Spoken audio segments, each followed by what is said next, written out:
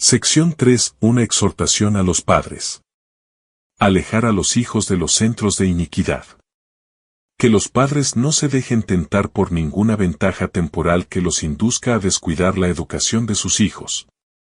Siempre que sea posible, los padres tienen el deber de establecer su hogar en el campo en bien de sus hijos.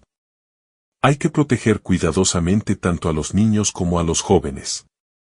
Debería mantenérselos alejados de los centros de iniquidad que hay en nuestras ciudades.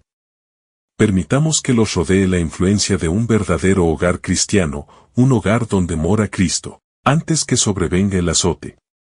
Antes que el azote llegue como inundación de agua sobre los habitantes de la tierra, el Señor exhorta a todos quienes son israelitas espirituales de verdad a prepararse para ese evento. A los padres les hace llegar este grito de alarma: junten a sus hijos en sus hogares, sepárenlos de aquellos que desprecian los mandamientos de Dios, que enseñan y practican lo malo.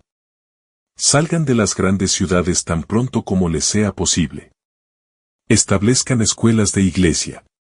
Den a sus hijos la palabra de Dios por fundamento de toda su educación. El Señor me instruyó para que advierta a nuestro pueblo que no se congregue en las ciudades para habitar en ellas con sus familias.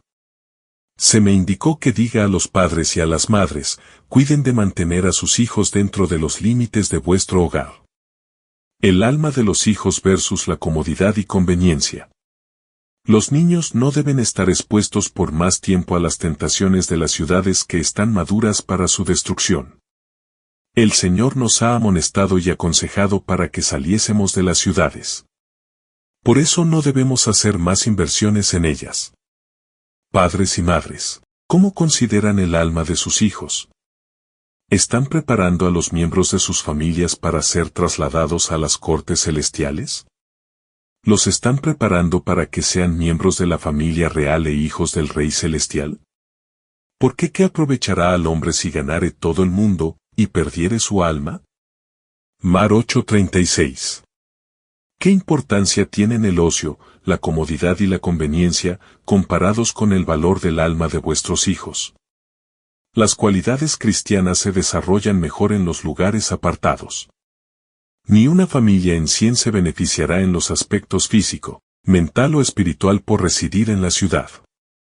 Es mucho más fácil obtener fe, esperanza, amor y felicidad en los lugares apartados, en medio de los campos, las montañas y los árboles. Alejen a sus hijos de las escenas y los sonidos de la ciudad, del bullicio y el estrépito de los tranvías y los carros, y su mente se fortalecerá. Descubrirán que es más fácil que la verdad de la palabra de Dios haya morada en sus corazones. Envíen a los niños a las escuelas ubicadas en la ciudad, donde cada faceta de la tentación está aguardando para atraerlos y desmoralizarlos. Y la tarea de edificar su carácter será 10 veces más difícil tanto para los padres como para los hijos. El campo es un lugar de refugio. Los padres deben comprender que la educación de sus hijos es una obra importante en la salvación de las almas. El campo ofrece oportunidad para una abundante ejercitación en la práctica de hacer lo que debe ser hecho, el cual proporcionará salud física mediante el desarrollo de los nervios y los músculos. Mi mensaje para la educación de nuestros hijos es: fuera de las ciudades. Dios proporcionó a nuestros primeros padres los medios para llevar a cabo una verdadera educación cuando los instruyó para que labrasen la tierra y cuidasen el huerto que constituía su hogar. Después de la entrada del pecado, debido a la desobediencia de los requerimientos del Señor, se acrecentó enormemente el trabajo de cultivar el terreno, porque la tierra, a causa de la maldición, produjo espinas y cardos. Pero el trabajo en sí mismo no se dio a causa del pecado. El gran Maestro mismo bendijo el trabajo de cultivar el suelo. Como en los días de Noé, Satanás tiene el propósito de atraer a las ciudades a los hombres y a las mujeres, y con el fin de lograrlo inventa toda clase de novedades y diversiones, y toda clase de cosas excitantes. Y las ciudades de la tierra están llegando a ser hoy como las ciudades que existían antes del diluvio. Deberíamos sentir una preocupación constante al observar el cumplimiento de las palabras de Cristo, más como en los días de Noé, así será la venida del Hijo del Hombre. Mat 24:37. En los días que precedieron al diluvio se inventaban todo tipo de diversiones para conducir a hombres y a mujeres al descuido y al pecado. Hoy, en 1908, Satanás está obrando intensamente para que prevalezcan las mismas condiciones de maldad. Y la tierra se está corrompiendo. Los profesos cristianos respetarán muy poco la libertad religiosa, porque muchos de ellos no tienen ninguna comprensión de las cosas espirituales. No podemos dejar de ver que el fin del mundo se acerca. Satanás está obrando en la mente de hombres y mujeres, y muchos parecen sentirse invadidos por el deseo de diversión y excitación. Como en los días de Noé, está aumentando la maldad en todas sus formas. El divorcio y el matrimonio están a la orden del día. En un tiempo como el presente, quienes procuran guardar los mandamientos de Dios deberían buscar lugares apartados, lejos de las ciudades. ¿No es una gran privación? ¿Quién será advertido? Volvemos a decir, salgan de las ciudades. No consideren que es una gran privación el tener que trasladarse a los cerros y las montañas, sino busquen un retiro donde puedan estar a solas con Dios, para aprender su voluntad y sus caminos. Insto a nuestro pueblo a que convierta la búsqueda de la espiritualidad en la obra de su vida. Cristo está a la puerta. Por esto digo a nuestro pueblo, no consideren que es una privación el ser llamados a dejar las ciudades para trasladarse al campo. Allí esperan abundantes bendiciones para quienes deseen aprenderlas. Al contemplar las escenas de la naturaleza, las obras del Creador y al estudiar la obra de la mano de Dios, serán transformados imperceptiblemente a la misma imagen. ¿Cómo obtener los mejores resultados de la vida? La vivienda costosa, el mobiliario primoroso, el ornamento, el lujo y la holgura no suministran las condiciones indispensables para una vida feliz y provechosa. Jesús vino a esta tierra para realizar la obra más importante que haya sido jamás efectuada entre los hombres.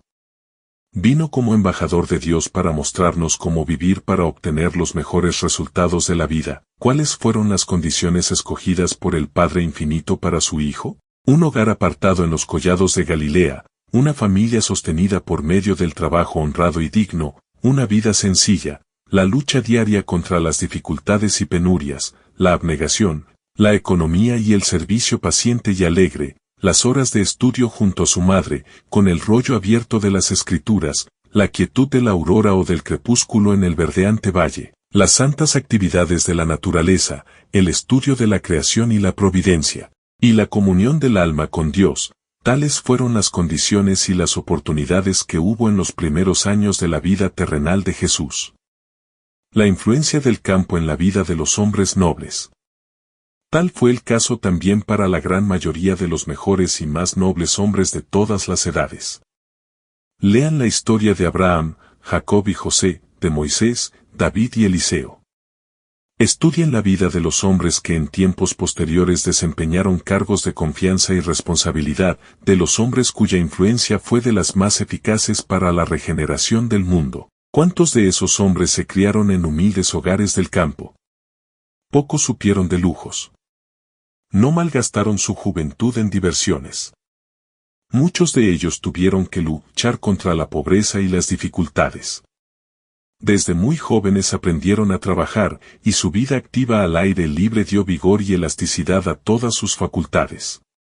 Obligados a depender de sus propios recursos, aprendieron a combatir las dificultades y vencer los obstáculos, con lo cual adquirieron coraje y perseverancia. Aprendieron a tener confianza en sí mismos y dominio propio. Apartados en gran medida de las malas compañías, se contentaban con placeres naturales y buenas compañías. Eran sencillos en sus gustos y temperantes en sus hábitos. Se dejaban dirigir por principios, y crecían puros, fuertes y veraces. Al ser llamados a efectuar la obra principal de su vida, pusieron en juego poder físico y mental, buen ánimo, capacidad para idear y ejecutar planes, y firmeza para resistir al mal, lo que hizo de ellos verdaderas potencias para el bien en el mundo. Mejor que las riquezas, mejor que cualquier herencia de riquezas que puedan dejar a sus hijos será la dádiva de un cuerpo vigoroso, una mente sana y un carácter noble. Quienes entiendan lo que constituye el verdadero éxito de la vida serán sabios a tiempo. Al establecer un hogar recordarán las mejores cosas de la vida. En vez de vivir donde solo pueden verse las obras de los hombres, y donde lo que se ve y se oye sugiere a menudo malos pensamientos, donde el alboroto y la confusión producen cansancio e inquietud, vayan a vivir donde puedan contemplar las obras de Dios. Hallen la paz del espíritu en la belleza, quietud y paz de la naturaleza. Descanse vuestra vista en los campos verdes, las arboledas y las colinas. Miren hacia arriba, al cielo azul que el polvo y el humo de las ciudades no oscureció, y respiren el aire vigorizador de ese cielo. Vayan a donde, lejos de las distracciones y disipaciones de la vida de la ciudad, puedan dar vuestro compañerismo a vuestros hijos y enseñarles a conocer a Dios a través de sus obras, y así prepararlos para una vida de integridad y utilidad. Múltiples beneficios de una vida activa al aire libre. Sería bueno para ustedes que dejaran a un lado sus preocupaciones y encontraran refugio en el campo, donde las influencias que corrompen la moral de la juventud no son tan fuertes. Es verdad, en el campo no estarán totalmente libres de dificultades ni preocupaciones, pero podrán evitar muchos males y cerrar la puerta a un diluvio de tentaciones que amenazan dominar la mente de sus hijos. Ellos necesitan estar ocupados en diversas actividades. La monotonía de sus hogares los pone inquietos y revoltosos, y han caído en el hábito de juntarse con los muchachos viciosos de la ciudad, recibiendo de este modo una educación callejera. Para ellos sería muy provechoso vivir en el campo, una vida activa y al aire libre les daría salud física y mental. Tendrían una huerta para cultivar, donde podrían encontrar distracción y ocupación útil. El cultivo de plantas y flores ayuda a mejorar el gusto y el juicio, al mismo tiempo que el contacto con las cosas útiles y hermosas que Dios ha creado ejerce una influencia que refina y ennoblece la mente y la dirige hacia el hacedor y maestro de todo. No esperen que un milagro deshaga los resultados de una conducta impropia. Miro estas flores y, cada vez que las veo, pienso en el Edén. Constituyen una expresión del amor de Dios hacia nosotros. Así es como Él nos proporciona en este mundo un goce anticipado del Edén. Quiere que nos deleitemos en las cosas hermosas de su creación y que veamos en ellas una expresión de lo que Él hará por nosotros. Desea que vivamos con amplitud de espacio. Su pueblo no debe aglomerarse en las ciudades. Él quiere que sus hijos lleven a sus familias fuera de las ciudades con el fin de prepararlas mejor para la vida eterna. En un poco de tiempo más tendrán que abandonar las ciudades. Estas ciudades están llenas de toda clase de impiedades, huelgas, asesinatos y suicidios. Satanás está en ellas y domina a los hombres en su obra destructiva. Bajo su influencia matan por el placer de matar y harán esto cada vez más. Si nos colocamos bajo influencias objetables, ¿podemos esperar que Dios realice un milagro para deshacer los resultados de una conducta impropia? Por cierto que no. Salgan de allí a ciudades tan pronto como sea posible, y adquieran una porción de tierra donde puedan tener una huerta, donde vuestros hijos puedan ver crecer las flores y aprender de ellas lecciones de sencillez y pureza.